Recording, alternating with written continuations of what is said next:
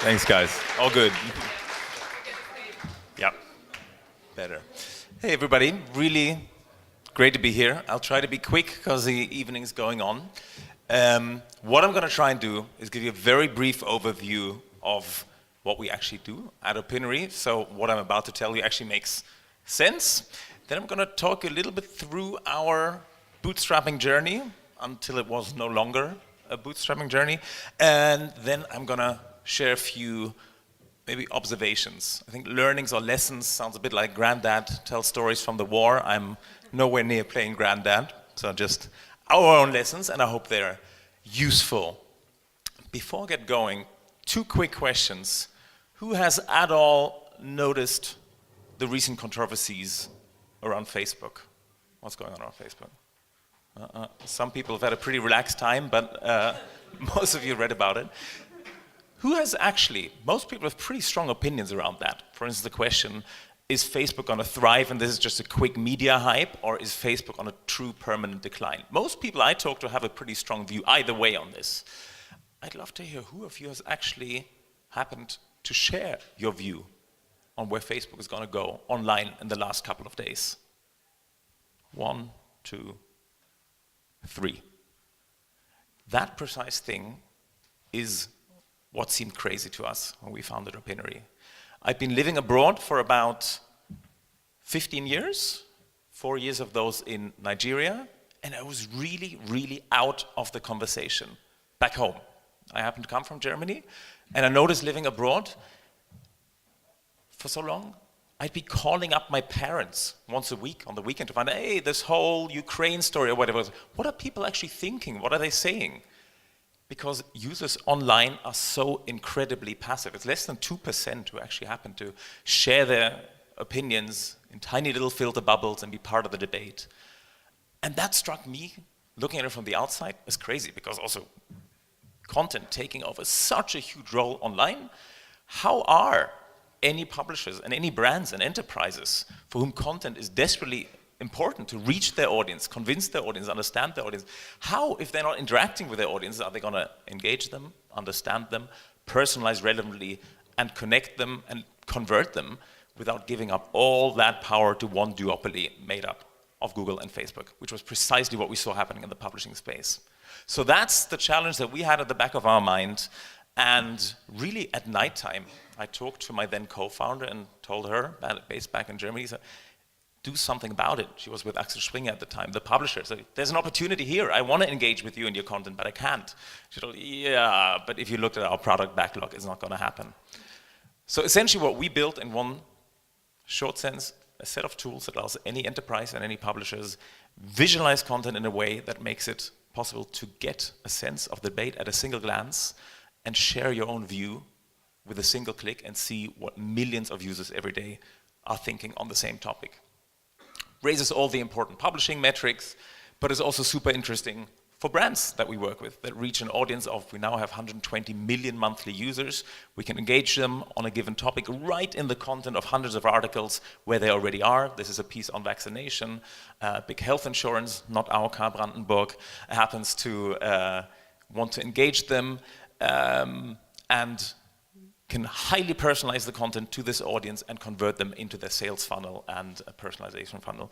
So that's what we do. Interesting part of technology here being our distribution technology, being directly wired into the world's leading content places, CMS, where if you're now Toyota or Signavio and you say topic of business process outsourcing, I want to reach all million business decision makers who are just reading on this topic, and we, with our interactive content, can make you part of that content that they're reading anyway and turn them into your funnel. But that sounds all really, problem identified, business built. Obviously, it was nothing like that. And it was a pretty interesting, and at times painful, bootstrapping experience that started with just the idea that I mentioned. And I just showed you some tools, and maybe you've seen some of them when you're online, and they all look pretty slick by now. Well, the truth is, the idea hasn't changed at all. Orient and empowers within the user, within the content they're reading anyway. For the first 2 years, everything that we did looked absolutely embarrassing and horrible. If you look at this is what we thought at first attempt it would look like to orient and empower a user within content. I can now not even make the mental conditions to understand what we were even trying to do there. We were thinking at first we would distribute these via PDF newsletters.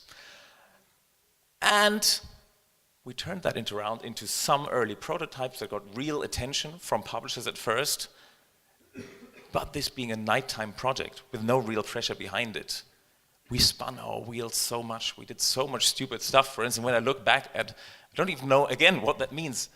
The place was called Pressekompass at first. A strategy paper, I don't even know what you need a strategy paper for. We talked about a design guide and an image film. So we really managed to do everything wrong in the first year of talking a lot about something that we'd find really interesting and doing way too little to make it happen.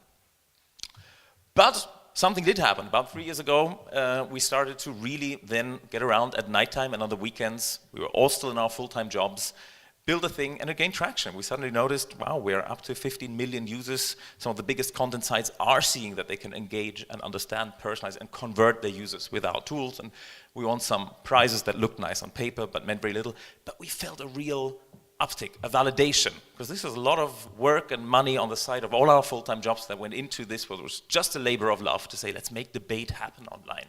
Let's give diversity of opinions a place. Let's get users' voices heard.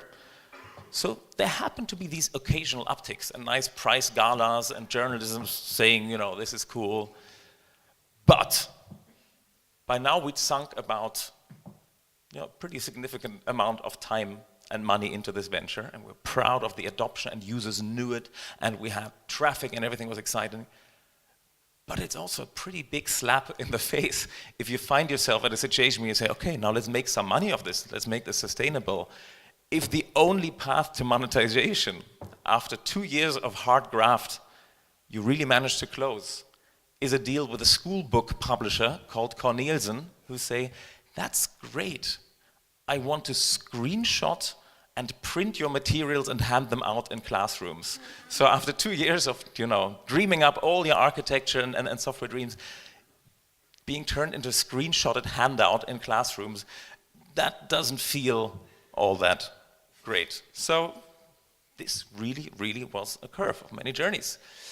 But in the end, we did realize behind all of that lay already an incredibly big user base of people who loved engaging with our tools, who shared their time, their clicks, their attention, and really powerful data with our tools. And we hit a roadblock.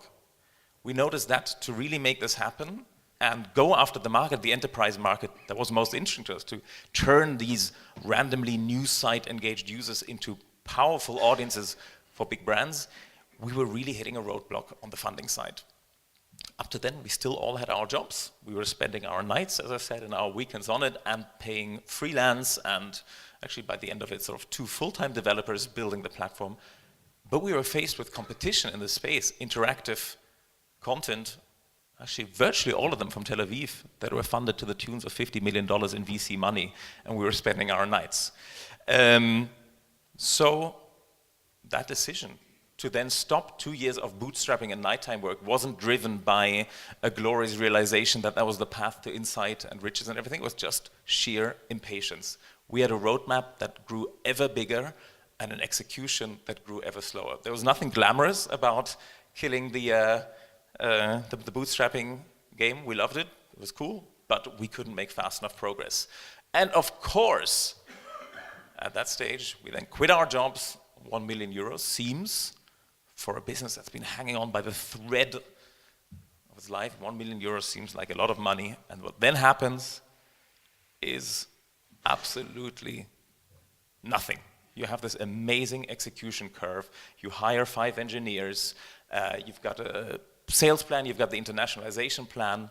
And what then happened for 6 months was the most frustrating part that we ever did. It was called refactoring. All of you will know what that means, having just built and slapped everything onto this to somehow keep things going. Progress ground to a total halt. to actually set up our systems and our architecture, with which about 5% are the interactive tools that you see on the sites, and 95% are distribution, machine learning, natural processing elements that cater for these contents to be distributed to the right article where users engage with them. It was totally rebuilt from scratch. And just as Gero was saying, adding shiny salespeople to the process for the first 6 months took nothing but our time to get them up to speed, to get them to understand what we were seeking to do differently. So this was not the glamorous money comes in and you execute and the rocket goes off to Mars. It was a 6 really frustrating months. But again, persistence pays off. I think 2017 we hit 60 million users. We're now at 100 million users and are shooting for 5 million euros internal net revenues this year, so still way smaller than Signavio, but also a bit younger and on a good path. And we've raised money again, and the real challenge for us now is having built a profitable, really differentiated offering in the German market to take that to the US and the UK market, where we've just opened up 2 offices. And the reality is, you've got real traction, you've got an amazing product, but you take it to a new market, a challenging market, a big market. It's not like any of those folks have waited for an innovative startup from Berlin to come. The whole hustle absolutely starts from scratch again. Some observations on that. There's this myth, and I think we take on a lot of these myths, and some of those are super powerful, especially from Silicon Valley. I quit my job and I moved into a garage, and we were sitting in that garage and eating ramen noodles. That's great. 2 observations. One, I don't know why you'd actually sit in a garage with no windows and no light if you can sit at a kitchen table, but that's fine. The other part being, it's actually possible to keep your job. If you're fortunate enough to have a job and you're fortunate enough to be able to sacrifice some sleep, this was before our daughters were born, keeping your job and cutting expenses is totally possible. I was with McKinsey at the time and cut expenses down to that exact Scheiblettenkäse level that Gero was talking. Everybody else was, swag and party and flights everywhere, but I cut down my personal spending so we could pay for 3 developers part-time at the same time. So while of course it seems more glamorous at the very beginning to go all in and give it your everything and crazily believe in your mission, the whole notion of actually trying stuff out is totally possible while you have a job, if you're willing to sacrifice some time and some spending luxury. It definitely gave us a lot of power to try things that might have looked very, very stupid had our lives depended on them working out. And that's very much connected to the second point. If you rely on outside funding, especially in continental Europe, we made the experience, people and VCs will want you to fit into a proven model or category that they recognize. Creating your own freedom to build your business, to not have to fit being the Uber for cat food or whatever, to create your own category is incredibly luxurious. In our case, are you a survey company? Are you programmatic display ads? Are you a CMS? No, we're none of that, and that's okay. We don't need to fit a preconceived notion that's recently produced a $2 billion IPO in the US. Absolutely not necessary, as long as, I think here's a really important point that we didn't always heed to, you cannot make up or invent or prove a customer or a user need. That part, actually solving a problem, making something that somebody actually wants to do better or faster or cheaper, that one I think you want to be pretty clear about. But how you get there, and that the first immediate VC next door doesn't recognize the exact model that you're pursuing and why it puts the different pieces of the resources that you use together the way you do, that you can absolutely do your own way. And to this day, we're not in a particularly clear category, but we solve a razor-sharp problem for our users, which is decreasing bounce rate, increasing proprietary data and insight, and increasing conversion rates, which is something that has a direct dollar sign attached to it for all our clients. You saw something that I think if you looked closely, hopefully there wasn't too small, you would definitely agree with me, was both small and ugly. And that's completely fine. I think you will probably have heard the adage, if your not embarrassed to show it. You've been too perfectionist.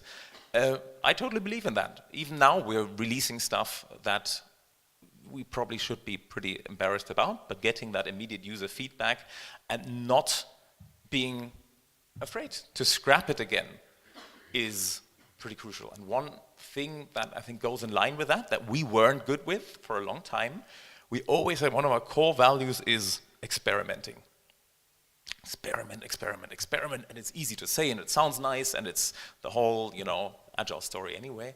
You're probably not experimenting if 3 months into the experiment, you're not scrapping 30 to 40% of the experiments. What we used to do a lot in terms of both people and early hires, in terms of software we trial out, in terms of partnerships, we'd experiment and we'd be really good in starting them and we'd be super undisciplined in cutting them off. Saying, is it really, would we cut out that same amount of spending somewhere else just to be able to keep this piece of software, feature that we built or whatever? And the only way you can keep experimenting if you start quick, fast, small experiments that are small enough and ugly enough, but give you some information so that you can cut them again as well.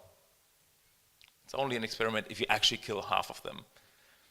The one part that's related to bootstrapping here is that this idea of pivoting, where in the beginning, for instance, we thought, well, the aggregated data, the market research data is really powerful here, before finding out that's a horribly fragmented, small market that's not at all fitted to these kind of 100 million, one question, quick interaction engagements that we have.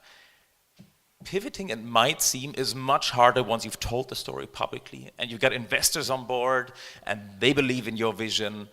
But if you're alone, you can pivot any day. You can do an experiment. What we found is we are much harsher judges of ourselves and the new ideas we have and sticking to the party line and we're going to see this through than any of our outside investors ever were. So I think it's an important bias to keep clear.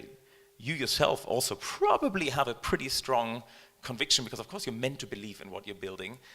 Being disciplined enough to cut off those experiments, you can't afford doing anything else in bootstrapping mode.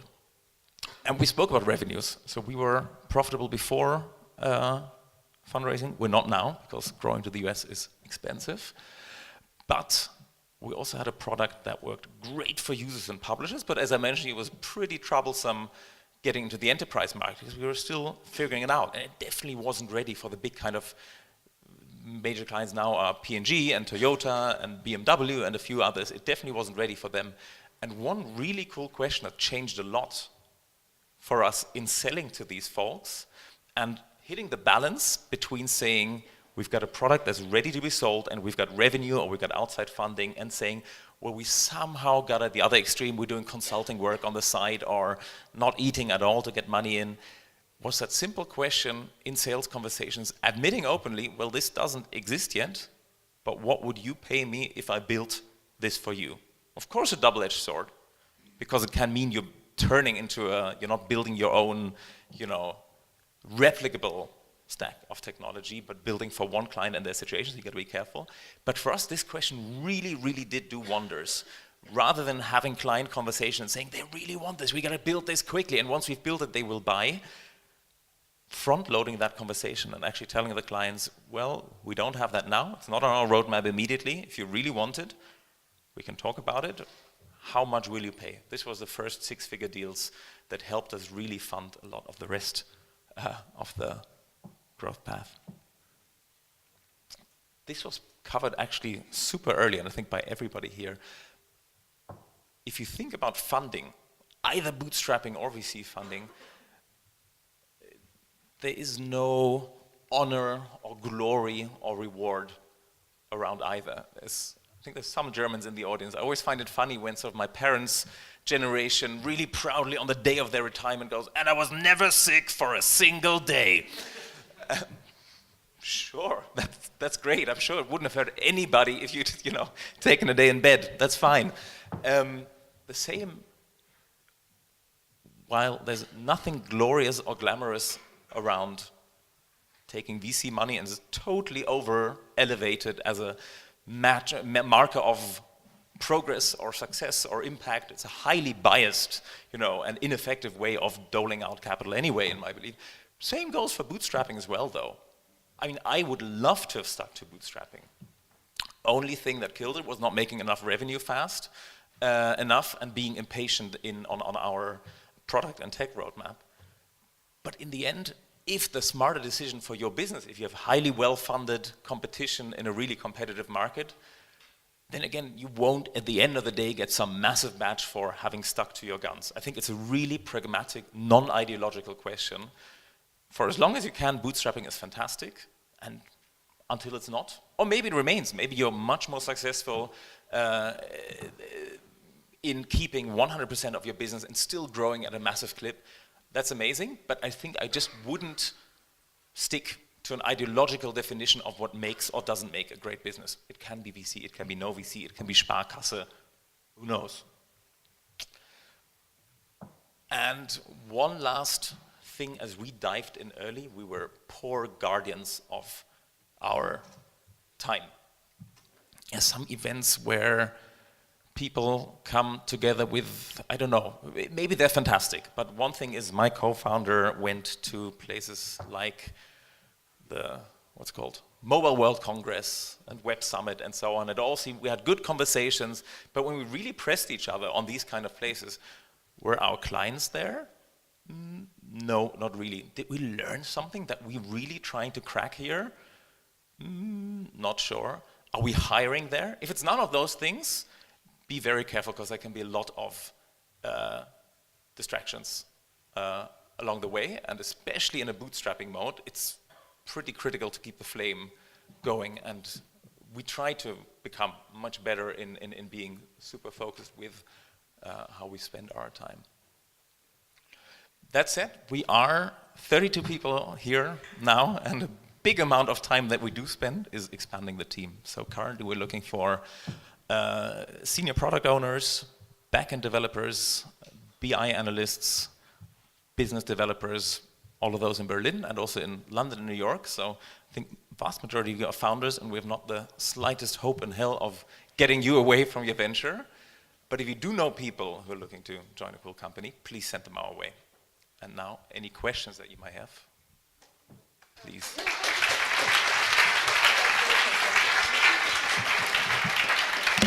Thank you very much for the talk. Very interesting. I have a question also maybe to Gero. It's around, if you don't want to answer, it's also fine. It's around the valuation you got from VCs when you raised capital. So I know it's usually like a multiple of ARR, like maybe 6 to 10 or so. How relevant was it that you're already profitable in the negotiation? That you could say we have X amount of ARR, but we're profitable. How big of an issue is that for a VC, on your opinion? I can't generalize. For us, it wasn't relevant at all. We sometimes brag, we're profitable, and they went, you shouldn't be. That means you're not growing fast enough. Traction is important. In our case, maybe very different for Gero. At the seed and Series A stage, it wasn't. What it does change, less sort of the big story and the big slide, and we're profitable. The beautiful part is the optionality it gives you. And I think that's where it really does come in. Our position of never wanting, but never needing. It wasn't, we need your money in this round now to do X. It was, well, we're thinking of doing X, and if we do this together, it could be pretty strong. From a pure, super basic negotiation perspective, it's amazing to not need anybody else. And then if they want, well, we can talk, but it's not a foregone conclusion. You're not doing us any favors. And there, I think it does make a huge difference. In terms of negotiations and valuation, it didn't for us.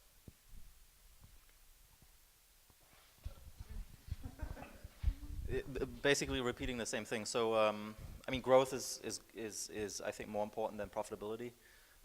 And for us, we never had any clue about our metrics, and ARR. We heard that the first time when we went on the fundraising tour. So for us, it was they looked at gross margin, churn rates, growth rates. These were the three things, and that gives you. Nobody understood our product. And they said, we don't care about your product, we love your numbers. But the most important thing is, if you're profitable, the great thing is you can choose the timing. In our case, So we closed around in December 2015, and if you remember, on the 4th of January 2016, NASDAQ collapsed. And you could feel that in the market already, and all of the investors were getting very, very nervous over the course of December, and some of them were starting to pull out. And we could just say, look guys, you ask us for a better deal, well, come back in a year, right? We can sit this out. We can continue the conversation if you don't want to do the deal in 12 months from now and you pay double. How does that sound? And so this gives you a lot of leverage because you're not forced to do any funding.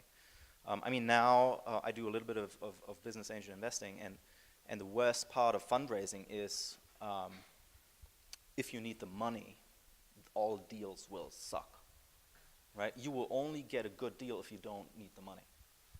And then you got the leverage, and you can choose the time, and you can play hardball on things. If you need the money, Jesus Christ, right? It's going to suck. You'll bite your nails and say, let's get this over with and, focus on the business again. Yeah, thanks for the talk. My question is a short one. Who were the first team members you actually hired? First was a data scientist, a back-end engineer, and a front-end engineer. Okay, so you didn't have them within your founders? The CTO. So the technical founder wasn't the founder, but the first actual paid for the pay for hire guns, or whatever you call it. Those were those three. As founders, we didn't pay ourselves for a long time. Yeah. Thanks. Maybe who came next? Marketing, sales? We have no marketing function to this day. What came next was a team which probably wouldn't have existed had we gone for a VC round. It was a team working with the newsrooms of publishers, helping the publishers who create thousands of pieces of content and basically blaze the trail for our enterprise clients to how to use it and what to get out of it, but actually pay us no money, or very little. A couple of low four-figure SaaS fees, nothing that moves the needle. But we knew that was a roundabout way to getting to both the scale on the user side and the proof of the product. So we hired folks to work with the newsrooms directly, very editorially, artsy, journalistically focused. Definitely not what our later investors, I don't know, Global Founders Capital or Project A or so would have put top of the hiring map. But we could because we saw that's where we wanted to take the business. So that came right after. Okay, thank you very much. Thank you very much for the presentation.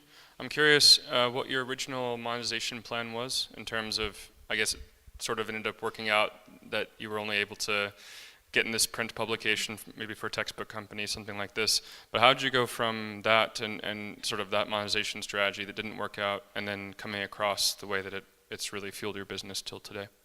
Yeah. So before that insanely stupid schoolbook deal was an even worse setup.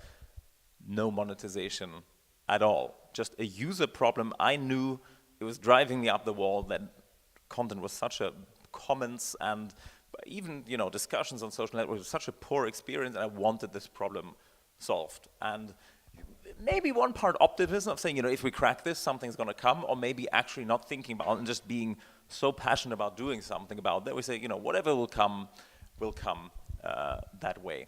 I think after the Cornelius deal, we slowly started recognizing that in terms of the currency of what makes those most successful businesses that are way bigger than us, obviously, successful is digitally having attention, having the ability to reach relevant users at scale and tell them a story, get their attention on a certain matter, getting relevant data, being able to reuse that data powerfully, and getting them to take a relevant action. And with those building blocks in place and having proven that we can really use them gainfully for the publisher people, it was just basically a thinking exercise to say, given if we look at any of the big digital plays globally right now, that's exactly the fuel they're on.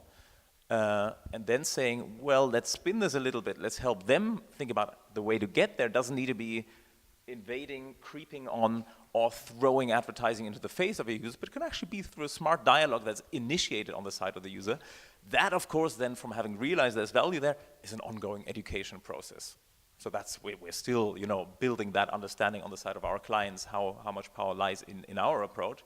That's far from done.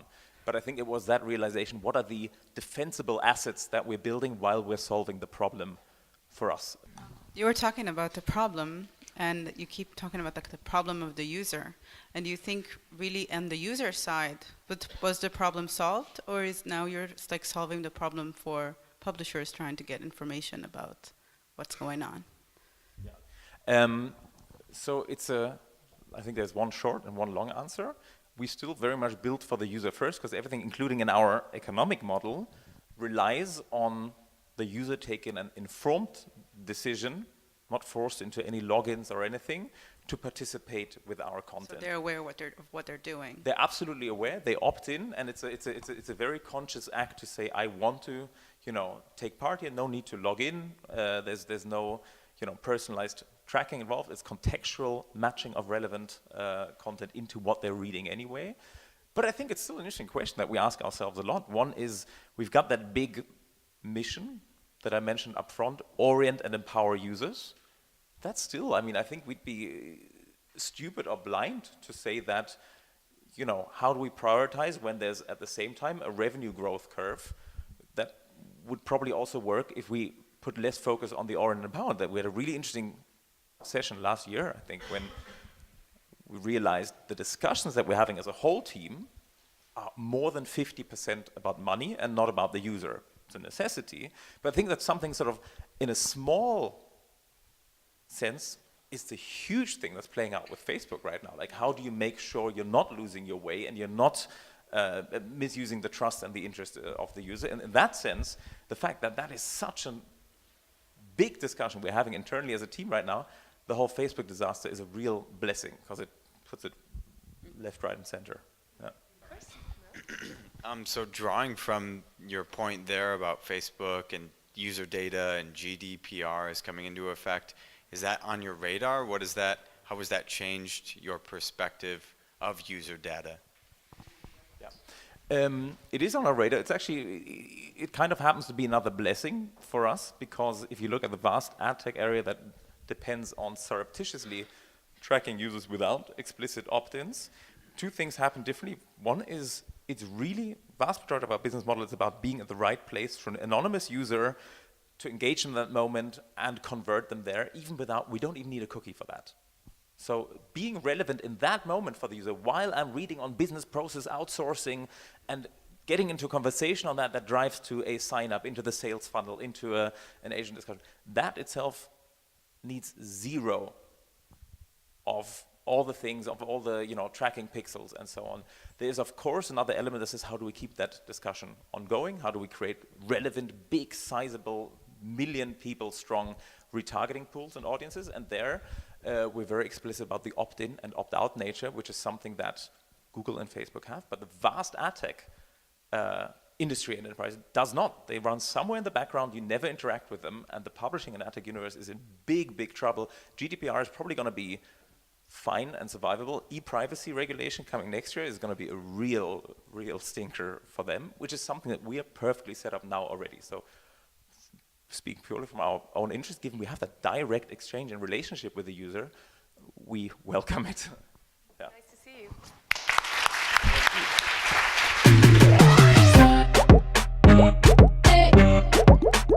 Que